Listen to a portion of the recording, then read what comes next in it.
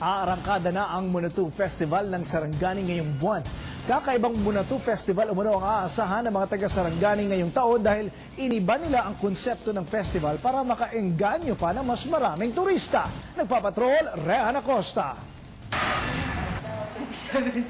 Maghanda na para sa biggest twist ng Monato Festival ngayong taon. Bibida ang Monato Yesterland. Ang past meets present na theme park na tiyak na mai-enjoy hindi lamang ng mga matatanda kundi pati na rin ng mga bata.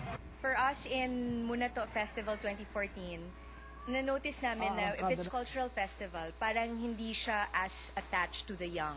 So what we want to do is create this year into a theme park so that the young can understand fully and really make it relevant sa kanila.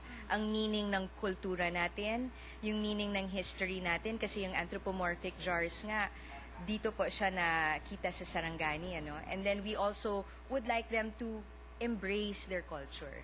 Learning history will be fun dahil hain sa Monato Festival ang history, social studies, science, art at culture.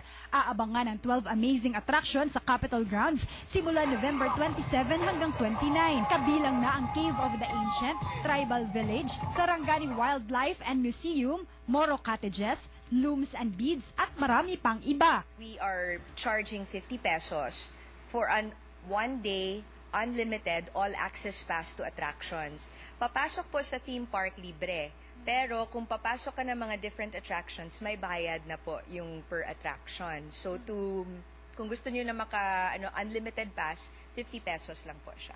Sa taong ito, wala ng street dancing competition, pero araw-araw mayroong street dancers na sasayaw sa Capitol Grounds. Katuwang ng probinsya ang DepEd para mas maging interactive ang pagbabalik-tanaw sa kasaysayan ng Monato Festival. Rehan Acosta, ABS-CBN News.